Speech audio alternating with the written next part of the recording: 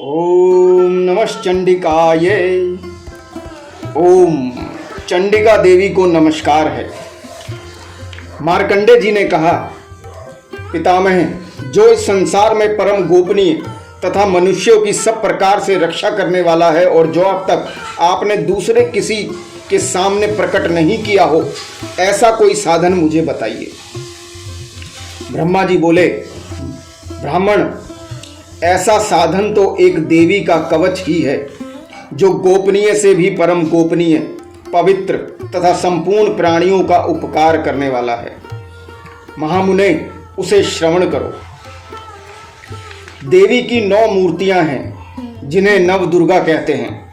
उनके पृथक पृथक नाम बतलाए जाते हैं। प्रथम नाम शैलपुत्री है, दूसरी मूर्ति का नाम ब्रह्मचारिणी है, तीसरा स्वरूप चंद्रघंटा के नाम से प्रसिद्ध है, चौथी मूर्ति को कुष्मांडा कहते हैं, पांचवी दुर्गा का नाम स्कंद माता है, देवी के छठे रूप को कात्यायनी कहते हैं, सातवां कालरात्रि और आठवां स्वरूप महागौरी के नाम से प्रसिद्ध है। नवीं दुर्गा का नाम सिद्धिदात्री है। यह सब नाम सर्वत्र महात्मा वेद भगवान के द्वारा ही प्रतिपादित हुए हैं।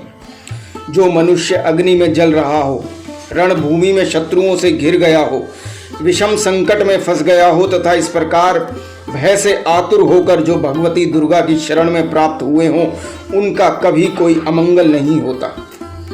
युद्ध के समय संकट में पड़ने पर भी उनके ऊपर कोई विपत्ति नहीं दिखाई देती। उन्हें शोक, दुख और भय की प्राप्ति नहीं होती। जिन्होंने भक्ति पूर्वक देवी का स्मरण किया है, उनका निश्चय ही अभ्युदय होता है। देवेश्वरी, जो तुम्हारा चिंतन करते हैं, उनकी तुम निसंदेह रक्षा करती हो।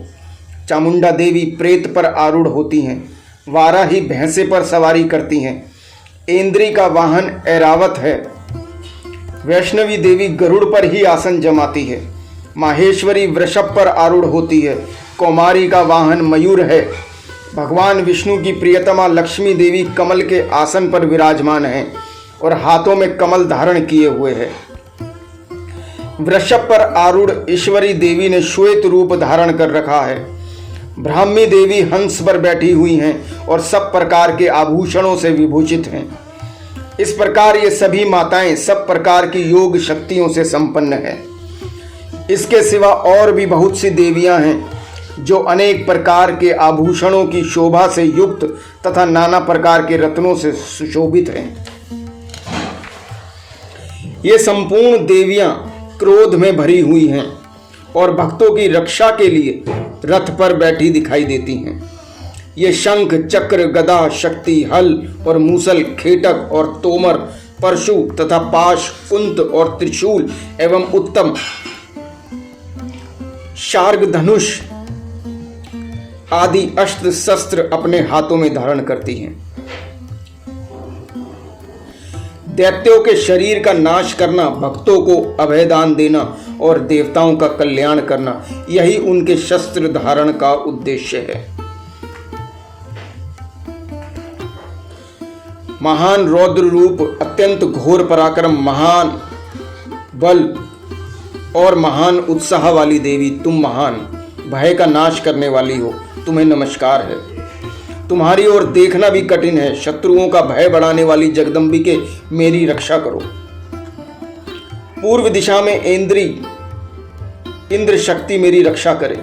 अग्निकोण में अग्नि शक्ति, दक्षिण दिशा में वाराही तथा नृत्यक कोण में खड़ग धारणी मेरी रक्षा करे। पश्चिम दिशा में वारुणी और व्यायव्य कोण में मृग पर सवारी करने वाली देवी मेरी रक्षा करे।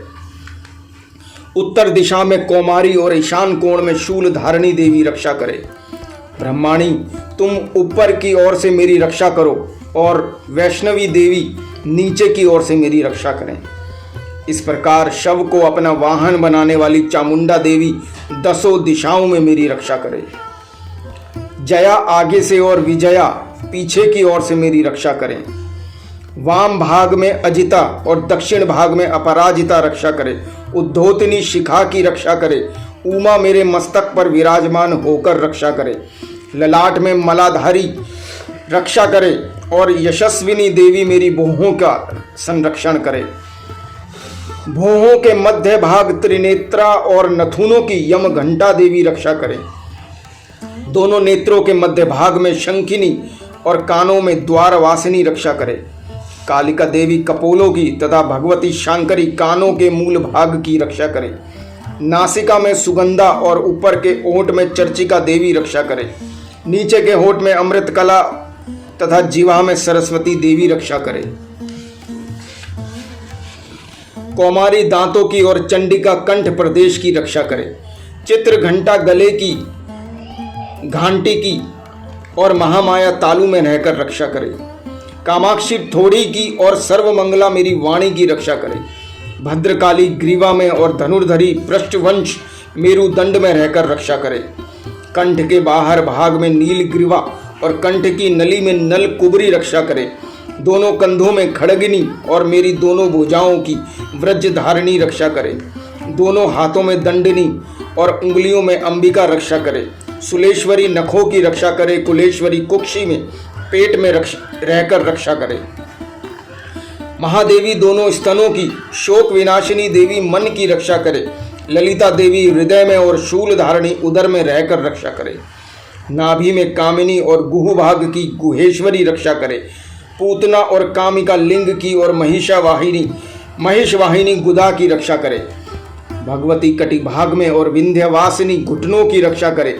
संपूर्ण कामनाओं को देने वाली महाबला देवी दोनों पिंडलियों की रक्षा करे। नारसिंगी दोनों घुटियों की और तेजसी देवी दोनों चरणों के पृष्ठ भाग की रक्षा करे। श्री देवी पैरों की उंगलियों में और तलवासिनी पैरों के तलुओं में रहकर रक्षा करे।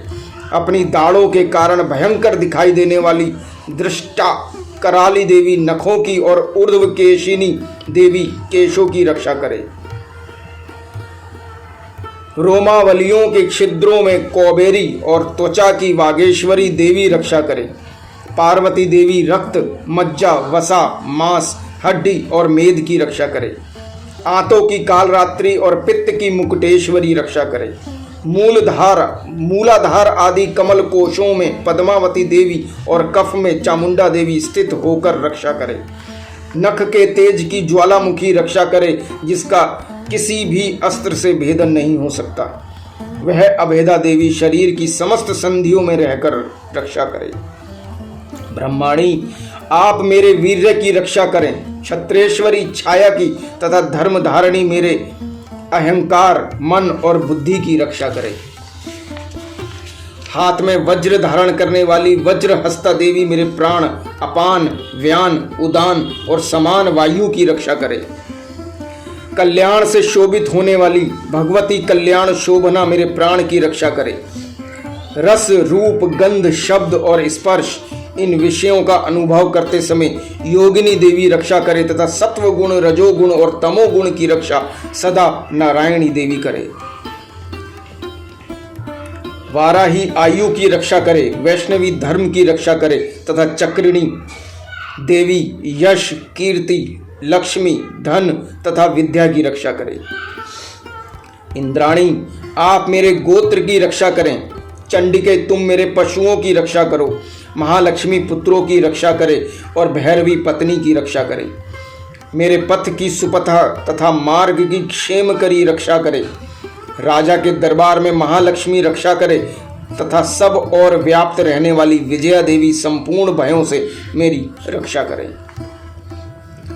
देवी, जो स्थान कवच में नहीं कहा गया है अतएव रक्षा से रहित है, वह सब तुम्हारे द्वारा सुरक्षित हो, क्योंकि तुम विजयशालिनी और पाप नाशिनी हो। यदि अपने शरीर का भला चाहे तो मनुष्य बिना कवच के कहीं एक पग भी ना जाए।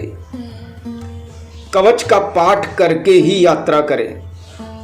कवच के द्वारा सब ओर से सुरक्षित मनुष्य जहां जहां भी जाता है वहां वहां उसे धन लाभ होता है तथा संपूर्ण कामनाओं की सिद्धि करने वाली विजय की प्राप्ति होती है। वह जिस जिस अभीष्ट वस्तु का चिंतन करता है उसको निश्चय ही प्राप्त कर लेता है। वह पुरुष इस पृथ्वी पर तुलना रहित महान ऐश्वर्य का भागी होता है। कवच से सुरक्षित मनुष्य निर्भय हो जाता है। युद्ध में उसकी पराजय नहीं होती तथा वह तीनों लोकों में पूजनीय होता है। देवी का यह कवच देवताओं के लिए भी दुर्लभ है। जो प्रतिदिन नियम पूर्वक तीनों संध्याओं के समय श्रद्धा के साथ इसका पाठ करता है उसे देवी कला प्राप्त होती है तथा वह तीनों लोकों में कहीं भी पराजित नहीं होता। इतना ही नहीं, वह अपमृत्यु से रहित हो 100 से भी अधिक वर्षों तक जीवित रहता है। मकरी, चेचक और कोढ़ आदि उसकी संपूर्ण व्याधियां नष्ट हो जाती हैं। कनेर, भांग, अफीम, धतूरे आदि का स्थावर विष, सांप और बिच्छू आदि के काटने से चढ़ा हुआ जंगम विष तथा अहिफेन और तेल के संयोग आदि से बनने वाला कृत्रिम विष, ये सभी प्रकार के विष दूर हो जाते हैं, उनका कोई असर नहीं होता।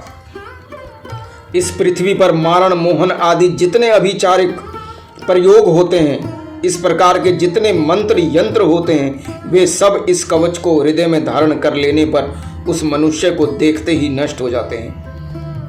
ये ही नहीं, पृथ्वी पर विचरने वाले ग्राम देवता, आकाशचारी देव विशेष, जल के संबंध से प्रकट होने वाले गण, उपदेश मात्र से सिद्ध होने वाले निम्न कोटि के देवता, अपने जन्म के साथ प्रकट होने वाले देवता, कुल देवता, माला, डाकनी, शाकनी, अंतरिक्ष में विचरने वाली अत्यंत बलवती भयानक डाकनियां, ग्रह, भूत, पिशाच, यक्ष, गंधर्व, राक्षस, ब्रह्म राक्षस, बेताल, कुष्मांड और भैरव आदि अनिष्टकारक देवता भी हृदय में कवच धारण किए रहने पर उस मनुष्य को देखते ही भाग जाते हैं।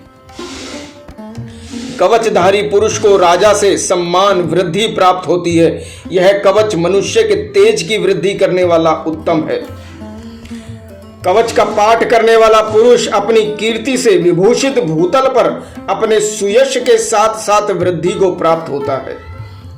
जो पहले कवच का पाठ करके उसके बाद सप्तशती चंडी का पाठ करता है, उसकी जब तक वन पर्वत और काननों सहित यह पृथ्वी टिकी रहती है, तब तक यहाँ पुत्र पौत्र आदि संतान परंपरा बनी रहती है। फिर देह का अंत होने पर वह पुरुष भगवती महामाया के प्रसाद से उस नित्य परम पद को प्राप्त होता है, जो देवताओं के लिए भी दुर्लभ है।